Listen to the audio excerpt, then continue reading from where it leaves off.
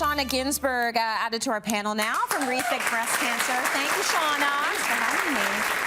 Listening to Jill and Michelle's stories, you think about all of the process that they have to go through with themselves and their own mind, and then having to relay some of that to their kids. Their kids are their closest things to them. They're watching everything happen. They're watching the treatment.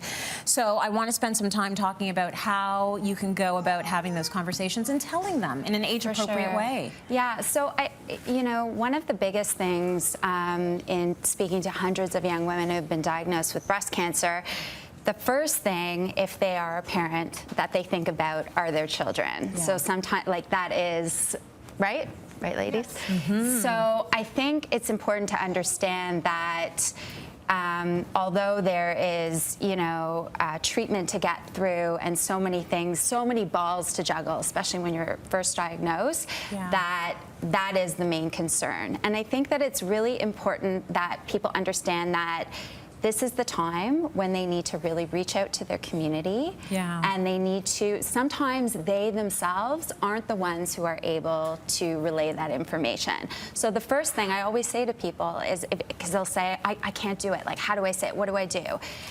First, get yourself in line with some great resources and support tools. There's no, when we become a parent, I'm a parent myself, there's no rule book with how to deal with a crisis situation or a diagnosis of cancer. Yeah. So the first thing I think people need to do is find out what supports they need and get those supports for themselves. So we have some really great resources at Rethink Breast Cancer. I see these? Yeah, for sure. So it could be books that you can read with your kids? Books you can read with your kids. So this year is the Kids Guide to Mommy's Breast Cancer. I know you might not be able to see this from here, but is this something you sit down with your child? You can sit down with your child and read this book. Yep. And it has some great, it incorporates illustration, but also real pictures of things. Breast cancer cells in here. Exactly. Then there's all the animated pictures. Yeah. And then there's a supplemental guide that we also have for parents, which is talking to your kids about breast cancer. Okay, and this is so ongoing? It's an ongoing,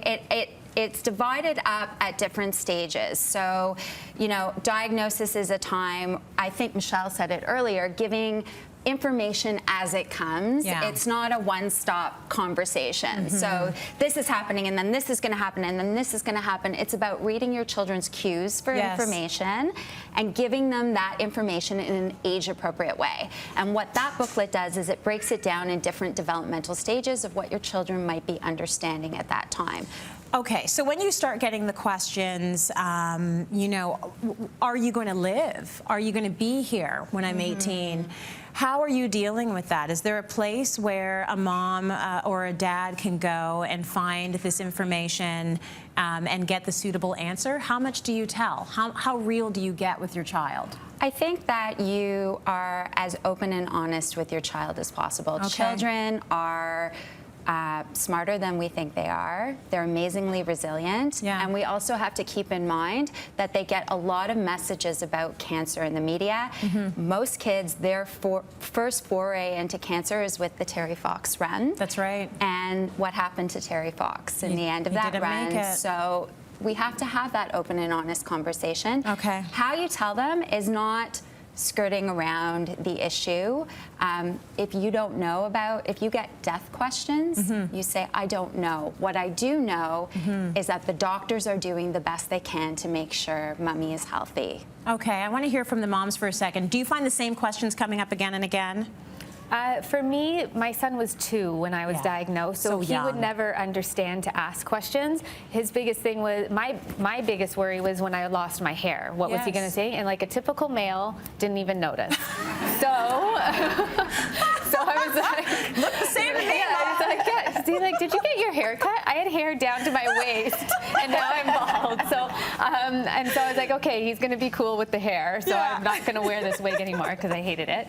But I just found, I always told him, now he's going to be 5 next month, and so he's like, why do you always wear a hat? And I say, Mommy's cold, or I don't feel comfortable with just this fluffy hair that I have. He's like, oh, the truth. It's the truth. Yeah. Yes. He's like, oh, you look so beautiful with your bald head. I'm like, thanks. That's sweet. And so his birthday's coming up, and he's asking on his birthday that I don't wear my hat that day. So I'm like trying to get myself around that one, but.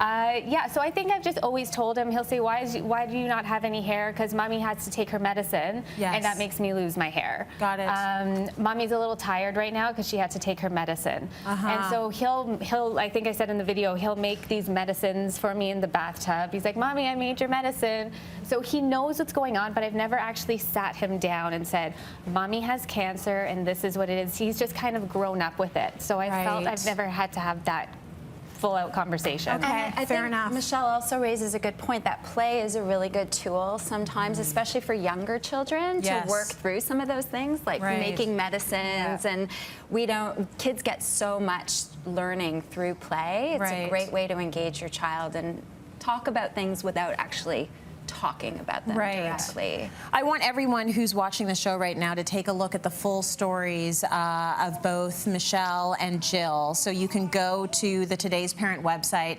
It's todaysparent.com. Click on the link.